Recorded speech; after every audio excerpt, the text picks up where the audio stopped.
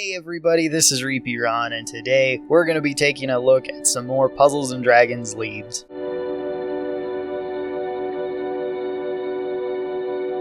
In this video, we're going to be going over a group of monsters that I like to call the plus and debuffs leads that are still pretty much the same as the straight buffs. They are very similar to the straight buff leads that I talked about in my first video. So if you haven't seen that, go check that out. I'm going to recommend it and put a little annotation in just a little bit, because a lot of what I'm going to say is just going to be a short repeat of what I said in that video. So the way you can tell if something has pluses or debuffs on top of whatever their buff is generally if they have a second condition on their leader skill. So say something has bonus attack and health for devils, but then gives bonus HP for gods. So you're going to be trying to get God Devils to get the most out of that skill. So here's just the basics of the plus and debuff teams. If you want to learn more, here's the annotation that you can click on and just go and see what I said in that video. First off is that they are simple and easy to use. This is their biggest strength and sometimes their biggest weakness, because they are very simple to understand, just needing certain conditions to be met, and then they will function perfectly. The second part of this is that they do not struggle as much as some of the simpler teams that I've already mentioned, being the straight buff teams, but they can still have problems with certain dungeons or certain monsters in dungeons particularly. So here are 5 examples, and I'm going to be honest, the examples were kind of hard to find because a lot of monsters that I thought would kind of fit in here really don't, as they'd fit better as a different lead. For example, I looked at something like Dark Athena, which I'm sure somebody's going to be upset that I didn't put on here since this is rated as an easy difficulty, and I think she'll be in the intermediate. And that is simply that Dark Athena is better used as a prong-based team, which will be later on in the guide. So, our first example is Permafrost Queen Hera Is. Hera Is gives gods and devils 3 times attack when HP is greater than 50%, and devils 1.5 times RCV and 1.5 times bonus health. Now this is somewhat interesting, as the first skill makes you think that you could use either gods or devils, but with the second skill attached to it, you are pretty much wanting to pick devils because that'll give you the most buff out of the team. And that's why I didn't put her in the straight buff leads, as I figured this would be a little bit more confusing, as well as the 50% health. You have to be higher than 50% health to get her full damage, is somewhat more tricky to use and could be easily forgotten if you're new to the game, so that's why she wasn't on the other list. The second lead we have on here is Dragon Emperor Buster Siegfried. Siegfried gives 3.5 times attack for physicals when HP is less than 99%. So long as you're not at full health, he'll give you the damage. And this is why I put him on here, just because he has this specific circumstance that he has to meet. And early people may not understand this, because I certainly didn't when I first started. And that is that it is less than 99%. That does not mean you have to be at 1% health to get his damage, just less than 99%. So if you're at 98% of your health or less, then you'll be doing the bonus damage. If you are higher than 99%, then you won't be doing the bonus damage. You'll just be doing flat damage. So overall, he's not really that hard to understand, but for somebody just starting, he may seem not as good as other leads. The third leader example we have here is Pacifying Yomi Goddess Izanami. Izanami's kind of an odd one because she's the first one that we're going to talk about that actually has a debuff for you rather than a buff. And that is that your team has 25% health reduction, meaning you have 25% less health than you would without her being as the lead. But she gives physicals and gods 4 times attack. Now this is where people kind of misunderstand what the leader skills mean. If you're using 2 Izanamis, people think that the percentages stack, meaning that you would have 50% health reduction. This is not true. You actually have 25% of 25%. I think it would be 37.5% health reduction. overall rather than 50%, which is much less than what people would expect, meaning that you pretty much cut your health into a third rather than a fourth. So it's not that bad, and with her specifically going for physicals and gods, physicals tend to have a lot of hit points, so the hit point reduction will likely not affect you as much as you might think. It will probably drop you to where a team similar to it would be. But physicals tend not to have so much attack, so it kind of jumps that up too. And 4 times attack is much higher than what you usually see from a straight buff, at least from free things.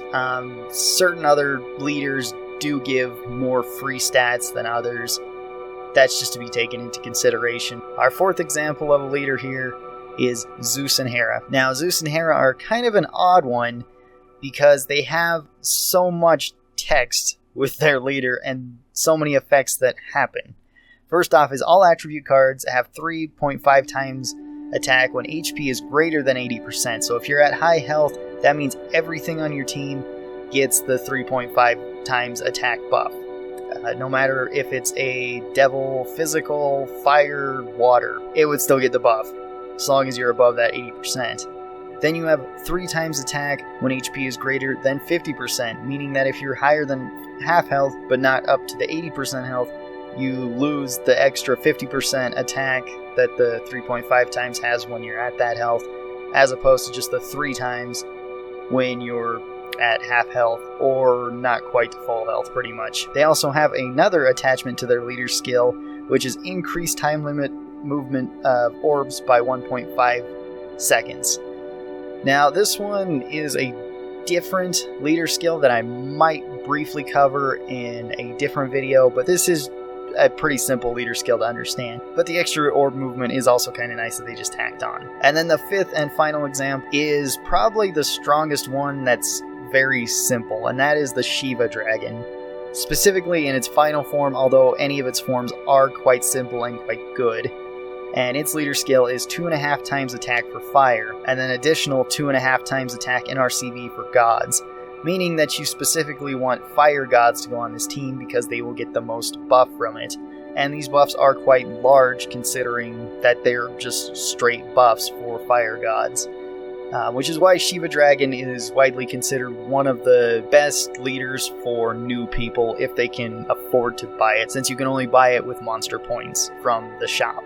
It's very simple to use and is very specific on what it works with, as well as just having high buffs to attack and RCV helps it quite a bit. And this is one of the things that's misunderstood by early people, and that is that you still have multiples, but the multiples do not add up, they actually multiply.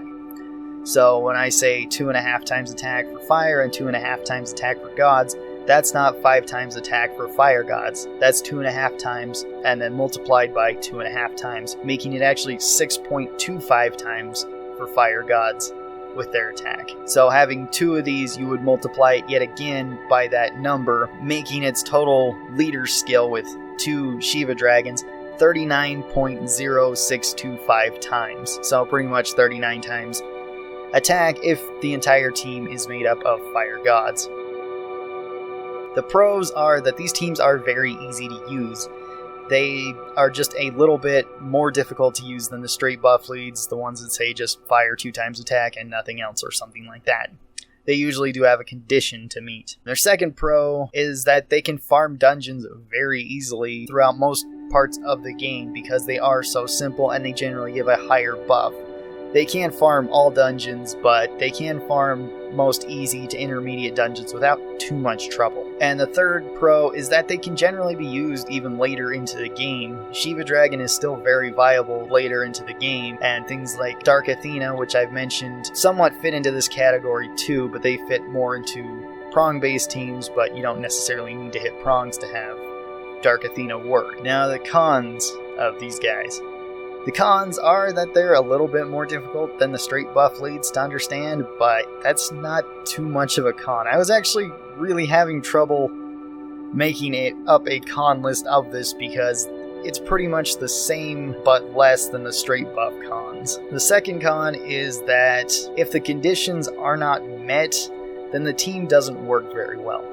Meaning that if it is a fire god team like we already talked about, if you encounter a dungeon that has no fire, it's going to be a problem to where the team just can't function. But once again, this is kind of stretching to say that it's a con simply because it's pointing out what the team wouldn't work with. And then the third con to this is mostly going to be in personal preference, and that is just having a penalty on the team, similar to what Izanami's leader skill does in reducing your health. There could also be things that reduce your RCV, or etc, etc. There could be many different debuffs, which some people just don't like, which is again understandable, but once again it's kind of hard to just say that that's a con simply because it's going to be based on personal preference. Overall, most of these leads are quite good, and I like the majority of them. They're simple, but they work, which is always good to see. Hopefully this kind of helped you guys understand more about these leaders and the leader skills, the multipliers, etc. Sorry if this just felt more of a rehashing of the straight buff leads, but I figured that these guys were just a little bit different, that they deserve their own video to be talked about, rather than being lumped in with some other one that they didn't fully fit in with. Anyway, I hope you guys enjoyed this. If you guys have been having a good day, keep on having a good day. If you guys have been having a bad day, I hope this video made your day just a little bit better. I'll see you guys next time. Till then, stay cool, and bye.